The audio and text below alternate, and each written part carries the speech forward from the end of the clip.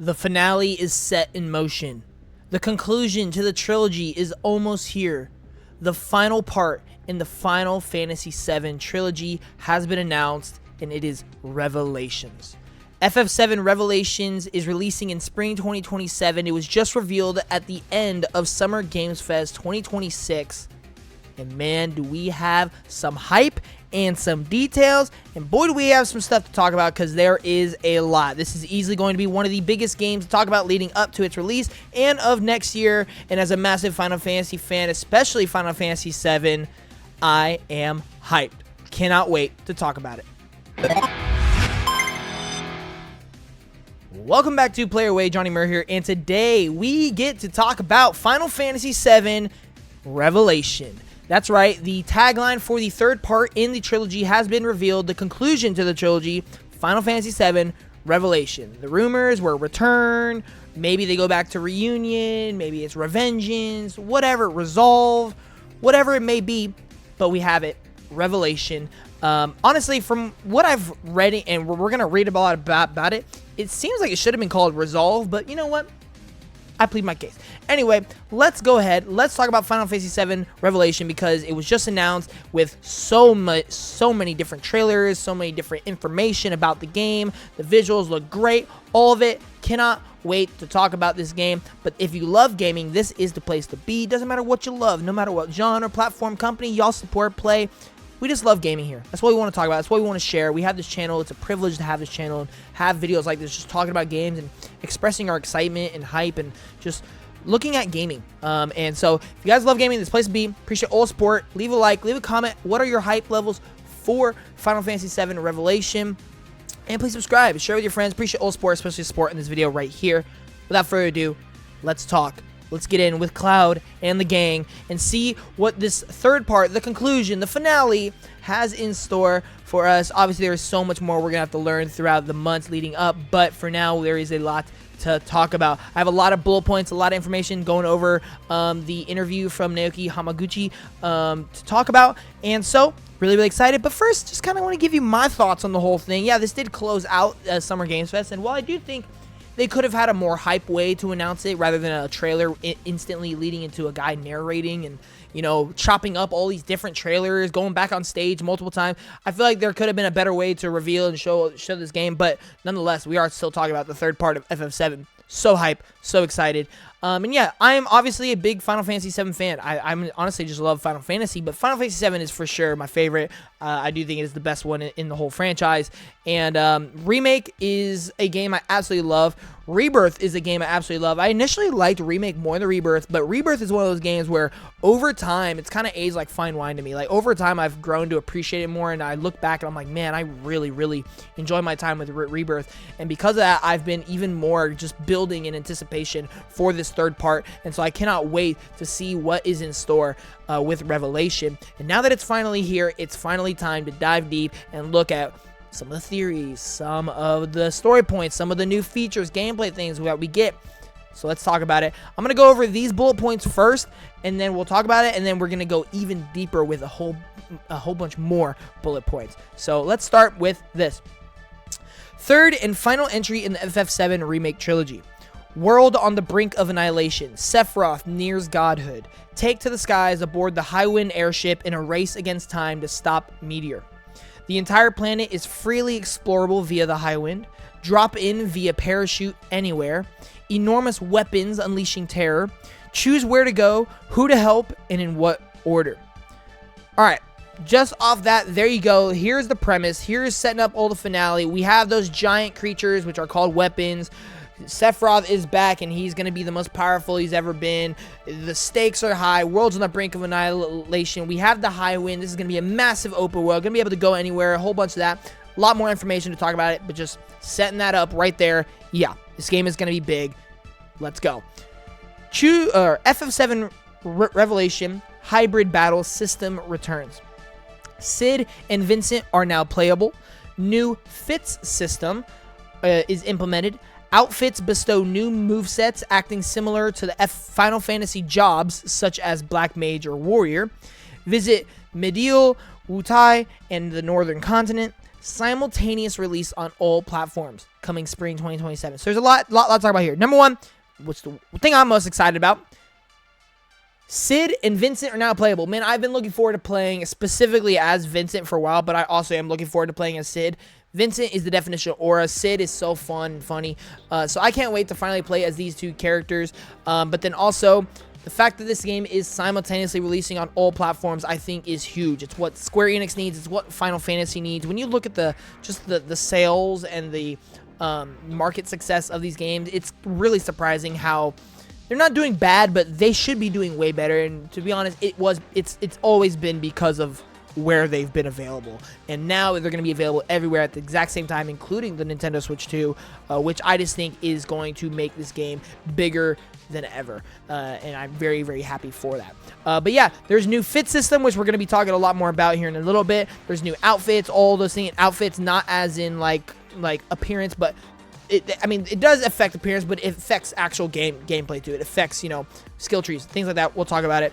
And obviously, we've talked about how big it is. Visit Mideel, Wutai, and Northern Continent. Hopefully, I pronounced all those names right.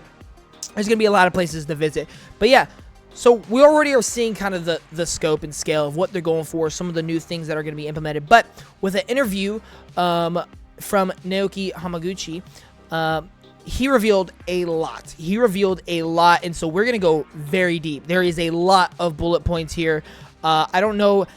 I'm just going to kind of read through it. And if I think I need to say something, I'm just going to go and stop because there is a lot. So let's go. The game is playable from start to finish, including side content. Stop. All right. We're just going to stop right there. First one. We got to stop. Wow. What a turnaround. FF7 Rebirth came out in February of 2024.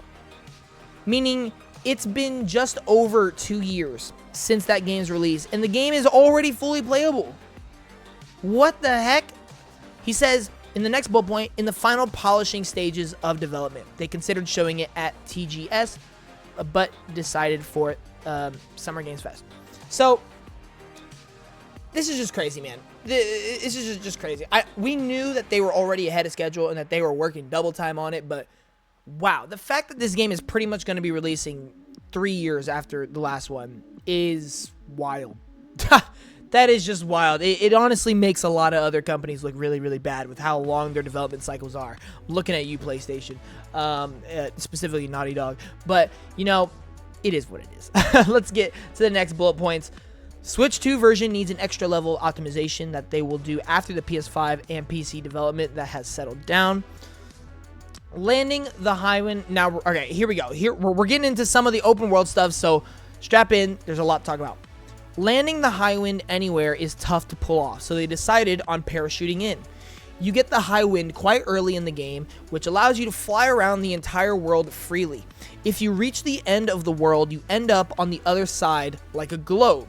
All areas are returning from Rebirth, including Gongaga, hopefully I pronounced that right, but won't be exactly the same. You have a single chocobo companion that levels up. The main story order is predetermined, but not the side content. You can explore the entire map once you get the Highwind. Open world scale has leveled up from Rebirth. Wow. This is sounding huge. Almost to a level that I gotta be worried. How are they gonna fill all of this content? Like, how is this is there gonna be so much dead area, or is this gonna be a compact, dense game, dense globe? I'm very, very interested. But yeah, I love this whole you can take the Highwind anywhere, parachute off anywhere. It just sounds like there's gonna be so much freedom, so much exploration, and I'm all for that. I think it's gonna be really, really cool, especially for people like shout out Prater, who is going to be like pretty much 100%ing this game. He's going to be spending like his whole life playing this game once it releases. Shout out to him. I know he's very, very excited for this. And so, yeah, this is just great. I think this is a great way to just up the level, up the game, just make this bigger and better in every single way. This sounds awesome. Now we're getting to a little more gameplay stuff, so let's go ahead and let's take that. We're looking at Vincent. Vincent can switch between beast mode and normal mode at the press of a button. Sid specializes in aerial combat. More combination attacks between different characters. Alright. Can't wait to play as Vincent. Can't wait to play as Sid. I like the fact that Vincent's going to have both of those modes just with easy as a click of a button. I think that's really cool. really cool. Like I said, he's the one I'm most looking forward to. I just love him as a character. He's so cool, and he's just got so much aura to him. And then Sid's funny, man. Sid is funny, and he's also really cool as well. So I'm looking forward to playing as him, and he specializes in aerial combat, which I think is really neat. More combination attacks between different characters. That's something that I've really loved about the last couple games, is that you can, pair up, match up with two different characters to unleash bigger and crazier attacks. And I really like that. And so now we're getting more characters. We're going to get more combination attacks. Really fun, really exciting to see what those end up being. New Fits System. New Fit System allows characters to change jobs, such as Black Mage, with new outfits. All fits are unlocked from the start. There are 4 fits for each character. Fits have skill trees. Okay, I was going too far there. Yeah, this is interesting. I'm not quite sure on the whole jobs thing. I'm not familiar with like what jobs in Final Fantasy are, such as Black Mage and Warrior and all those things. But I'm assuming they're like classes. It's their term for classes. So you can have basically 4 different classes for Cloud. So you can pick a class that Cloud is. If you want him to be, a Black Mage versus a Warrior versus 2 other things, then that's what you can do. And each of those, that means you can have 4 separate skill trees for Cloud depending on which fit you currently have active. That's what I'm getting from this. Correct me in the comments if I'm wrong or if I'm not understanding this correctly. But I do like the all of them are unlocked from start, so you can just play however you want throughout the whole game. Each of them have skill trees, so it's going to be a constant progression. And there's a lot of characters, so already if you take that, I don't know the exact amount of characters. I'm going to say around 8. Right? Off the top of my head, that sounds right. If there's 8 characters, each of them have 4 different classes and 4 separate skill trees. Dude, that is a lot. That is a lot of progression, a lot of character, a lot of variety. Sounds great. The key concept for the game is resolve. Cloud and company resolve to face the final battle. The devs resolve to conclude the Final Fantasy VII Remake series. Zack will be more important part of the game than in Rebirth. Wutai is fully depicted. Rocket Town will appear towards the end. Underwater World will appear. Knights of the Round will appear. Won't have the same character affection system as Rebirth due to the difference in story. No multiple endings. They want a single story that can say, this is the conclusion to the FF7 Remake series. Side content will vary based on each player's choices. Minigames will have easy and normal modes. New option to skip minigames. Scarlet slapping minigame will be included. Alright, I just read off a lot here. Yeah. Like I said, I'm surprised this game wasn't called FF7 Resolve, honestly, because of the way they're talking about everything about this game is sounding like it is all developed, and the main mission of this game's story is just to have a satisfying conclusion. Have a satisfying conclusion for each of their character arcs. The overarching story. All of it. And I love that he said, and for the devs. This has been a journey that the devs have been on for a while. This bullet point reads, the devs resolved to conclude the FF7 Remake series well. They've been changing so many things. They've gone through some divisiveness from fans who don't like them changing things. They've gone through so much. And this is the conclusion to a trilogy. We don't get a lot of those very often. We're still waiting on, Horizon 3, Jedi 3, all these things that this past generation, we've been building up to this trilogy, and we've not gotten a lot of the third entries in a lot of these trilogies yet. FF7 is one of these ones that is coming first, and so we get to witness real time a true conclusion to a massive series and a massive cast of characters and a massive story like FF7. And that's really, really exciting. And so I really like that they said that. It just shows you that they have so much passion. They're really, really striving to make this a satisfying conclusion.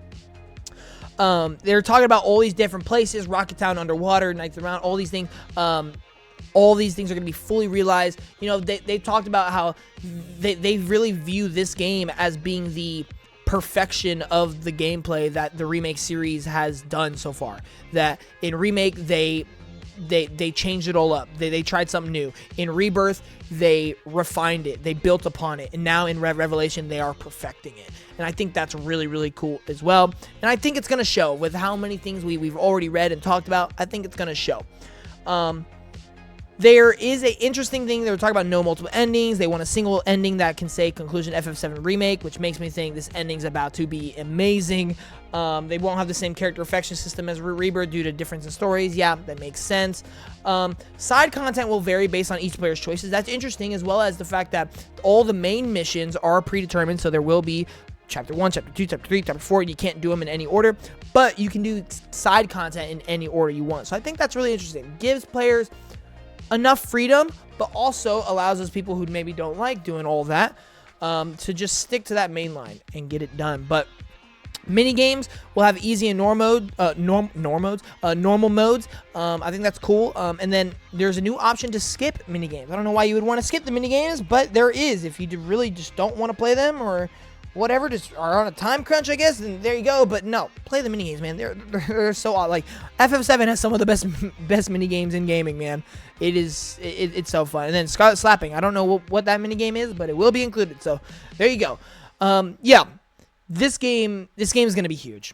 This game is gonna be huge. This game, they are aiming for so much, and I think they're gonna pull it off, man. I think FF7 Revelation is going to be the best one in the trilogy. I think FF7 Revelation is going to be the highest selling one. I think it'll be the highest rated. I think this is going to be maybe one of the best part 3s to a trilogy in gaming ever. Let me know in the comments if you agree or not, what your hype levels are. What do you think? If I missed anything, let me know. I'd love to talk about it, but that's going to do it for this video, y'all. Thank y'all for tuning in, letting me talk about FF7 Revelation. It's such a joy to talk about all these games. I'll see you in the next one. Johnnymmer out. Peace.